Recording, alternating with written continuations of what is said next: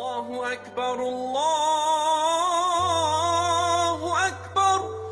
Assalamu alaikum wa rahmatullahi wa barakatuh.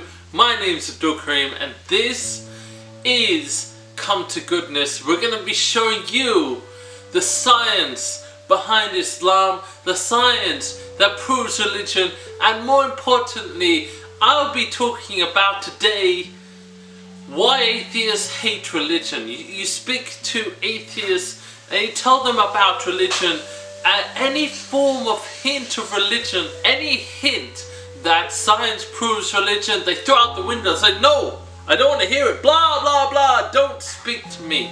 You know, you say to them, well, I can prove to you using science that religion is true, and they look away and say, humbug, I don't believe in that nonsense.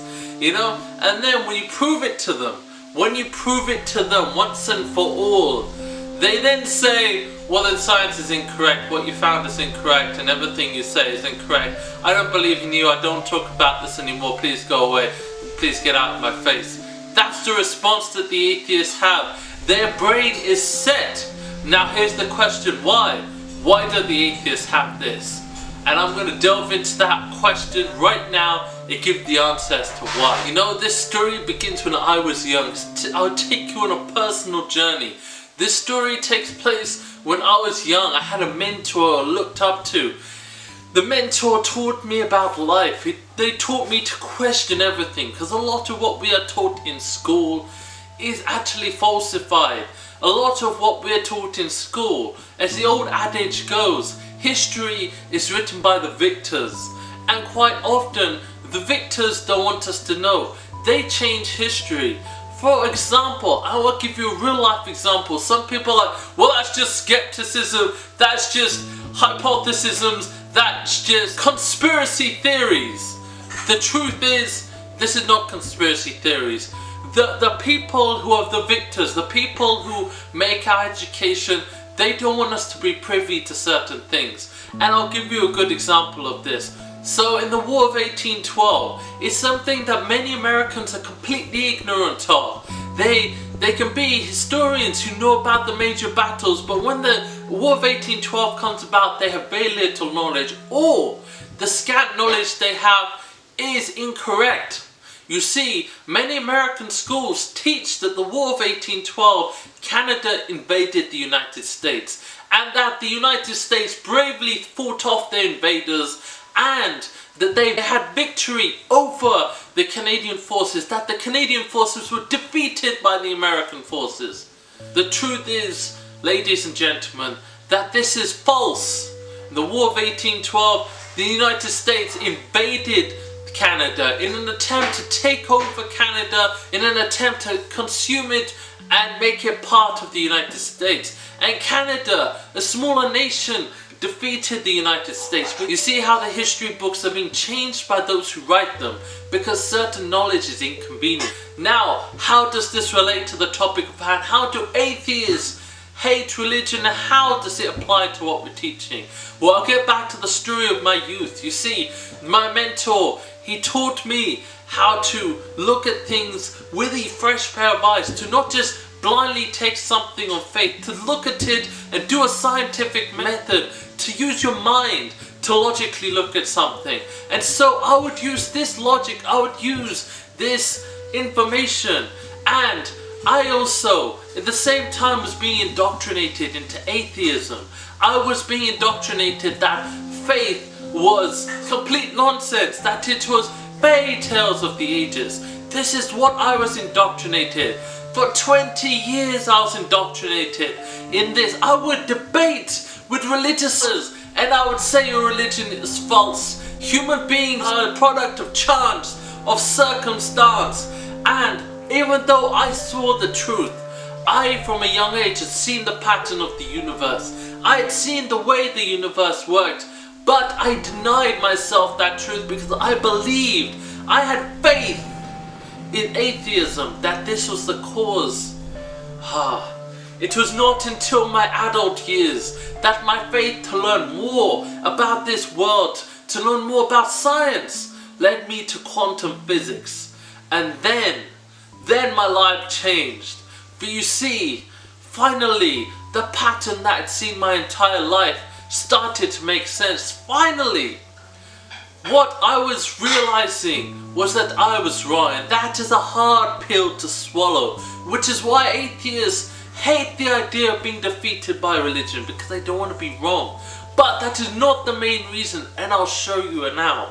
You see, I read about quantum physics and it puzzled me, and then one day I had the realization that it proves the existence of God.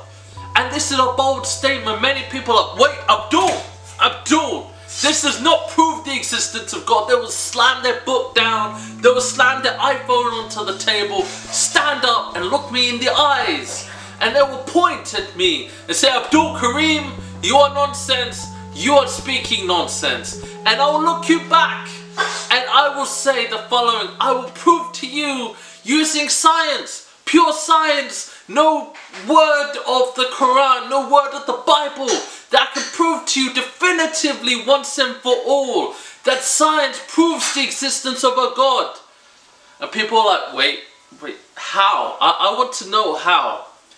The answer is simple. The answer has been around for a long time, and this is possibly why you're not taught quantum physics in school, why it is not mentioned once in the educational program, or if it is barely mentioned as just kind of a side note on the side, that it's just there, but please don't look at it any further. It's just a thing, a curio. So now enough me tempting you. So I will now teach you, I will now get to the point of how science proves the existence of a God once and for all. Now I guess all of you are waiting on the edge of your seat, and I will show you how. You see, in quantum physics we have something called the observer effect. I will simplify, and I've gone to another video where I've detailed this, but the observer effect proves once and for all that atoms, when there's no observer around, and what is an observer? An observer is a human being, a consciousness that can observe, that can interact, that can understand, or in any way, shape or form understand that there's atoms there. If you can hear it, you're observing it. If you can see it, you're observing it. If you can smell it, you're observing it. If you can taste it, you're observing it. You are interacting with the atoms on some way, shape or form. So, understanding this, the observer effect states this: atoms act like particles when there's an observer around. But when there's no observer around, when the atoms are not able to be observed, they act as waves. Now what is wave energy? Wave energy exists simultaneously throughout the entire universe. The entire universe, filling every inch of the universe, and it exists in all points in time and space. So for example, if you throw a ball into a room and then close the door, you couldn't hear what happened in the room. That ball exists simultaneously in every point in space in that room, and it exists all across the universe in every point in space until there's an observer to observe it, and then the ball snaps back into being one specific point in space. And this is proved with science. We know that this is real. We know that atoms behave as waves when there's no one around to observe them. This is truthful fact. But at the beginning of the universe, there was no single observer to observe the universe. Therefore, the atoms in the universe would not have been able to expand in the form of the event known as the Big Bang. Therefore, the atoms would not have been scattered, and then would not have been able to rotate around each other, forming mass, which would eventually have gathered enough mass to form stars, planets, debris, asteroid, everything in the universe.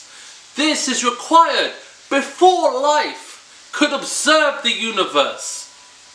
Now, using quantum physics, we know that it is impossible for the universe to exist unless there was an observer present, able to observe the entire universe simultaneously. In order for the atoms to actually exist as atoms and not as wave energy, they would have to exist as atoms, not as wave energy, in order to explode in the event known as the Big Bang, in order to expand out in the event known as the expansion of the universe, in order to form stars, in order to form planets, in order to form life. Then life could observe the universe. This is the fact that the universe cannot exist and could not have begun, cannot continue to begin without an overarching observer to observe it. Now if there's an observer large enough to observe the entirety of the universe, that observer would be omniscient. And omnipresence and omniscience is, given one word in the English language, it is God. And God, it was given one word, one pure perfect word in the Arabic language, that is Allah. I have just proven to you, ladies and gentlemen, that the universe cannot exist without a shadow of a doubt, using purely science, without the existence of God, without Allah subhanahu wa ta'ala. Now many skeptics will go to another issue and say, well, the Quran says this, the Quran says this, I prove this, prove this. You know what, if you have no rebuttal, if you have no reply to this one argument, then you cannot come up with anything, because people deflect when they have no answer. The answer is this: there is a God. Otherwise the universe quite simply could not have existed. Otherwise the atoms would not have been atoms. There would have been potential energy, and therefore the universe would not exist. So then the question comes to the atheist. The atheist will stand up, they'll throw their phone down, and they'll say, what you're saying doesn't make sense. What you're saying is made up. That part of quantum physics is not correct. They will invent, or they will change what they found, because it's inconvenient to accept. But then the question becomes, which I posted right at the beginning, why do atheists hate religion? Why are they screaming so adamantly to refuse the existence of God, when science itself on multiple occasions proves the existence of God? I've gone into this in other videos, but DNA is a work of art which could not have just come about from magic happenstance. And what do I mean by magic happenstance? What I mean is that there is a point where there's no life, where there's just inanimate things, water, rocks and things, and then suddenly there's life. Life is completely different to unlife. Life self-replicates. It goes to devour other life. It goes to expand itself, to grow. Inanimate objects do not act the same as animate objects. And in the same way, people do not even want to cover this. It's not a thing covered in school. They don't want to explain the beginnings of the universe, because under the scientific dogma, under the atheist dogma, they cannot come up with a simple creation. Of course, we as Muslims and Christians and Jews, we believe, we know that the beginning of the universe, Allah subhanahu wa ta'ala said, be, and it was. And this is backed by science. Scientists will tell you that there was an event that happened where there was no life, and then suddenly there was life. But that's a video for another time. Now, back to the main point. Why do atheists hate religion? Well, it's because deep down, their soul fears religion. You see, the atheists believe that the meaning of life is to be happy. The meaning of life is to sow as many seeds as possible, to have sex with as many people as possible, to experience life until you find the one person you're going to spend the rest of your life with, who may or may not live with you. That's why divorce rate is so high. It's more than 50%. Imagine in the West it's more than 50%. Because the Western attitude is this: well, life is for me to have fun. Life is for me to engage in those sins, for me to engage in hedonism, for me to engage in homosexuality, for me to engage in the most depraved acts. People nowadays are taking their feces and mating with it. Such a disgusting act. People nowadays are changing their face to look like plastic dolls. People nowadays are changing their bodies. They're making their teeth sharp to make themselves look like a lizard, a astaghfirullah. These horrid things. And why? Because under the Western mentality, the atheist mentality, life is a precious thing, but once it's gone, so you might as well live it up. But we as Muslims, we know that there is a purpose to life, and that there is an afterlife, and that atheists would rather believe. Now, atheists believe that once you die, there's an oblivion of nothing. That once you die, there's literally nothing. What is this? We know in science, one of the first principles of physics, energy cannot be destroyed. Now human beings have energy in our body, it can be measured. There's an energy, a force within us. The common word for this force is the soul. And atheists will tell you that the soul just vanishes. This is defying physics. Physics, the soul. In physics we know that the soul cannot be destroyed. So therefore it must continue. Where does it continue? Why? It must be beyond the universe. So ladies and gentlemen, the reason that atheists hate religion is because they in themselves have taken on a new faith. Their faith is unfaith. They have faith in nothingness. They would rather believe that there's oblivion in the afterlife, that there be a consequence to their actions. But human beings naturally know. We naturally know that cheating in a marriage is wrong. We naturally know that murdering another human being is wrong.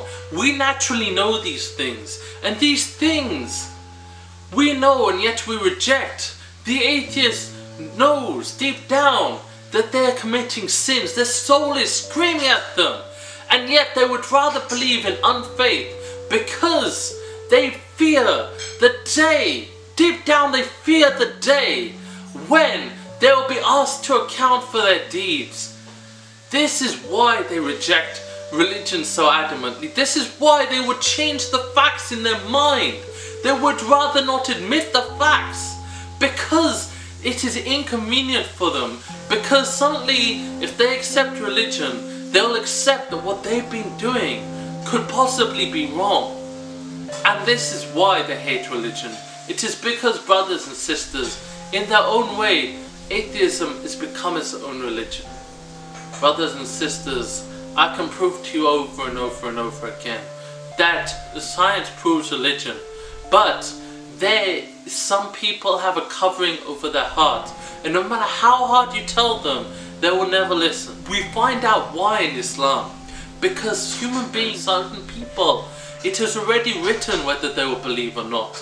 And Allah subhanahu wa ta'ala in His grace and mercy may make it easy for some people to be swayed to the truth. I urge you, brothers and sisters, come to Islam, come to the goodness. And if you're wondering, if you've been swayed by my truth and wondering why I chose Islam over every other religion, and I'll go into this another episode because I have tried out almost every religion out there, and it is Islam that holds the truth. It is Islam that is the way. It is the way of the maker of the universe. It is the path set out for us by that one, the divine one who created all universe, who created everything in the universe. I urge each and every one of you, come to goodness. Remember your Abdul. Remember Allah subhanahu wa ta'ala. Remember the one who made you, the one who made your soul. And come to goodness.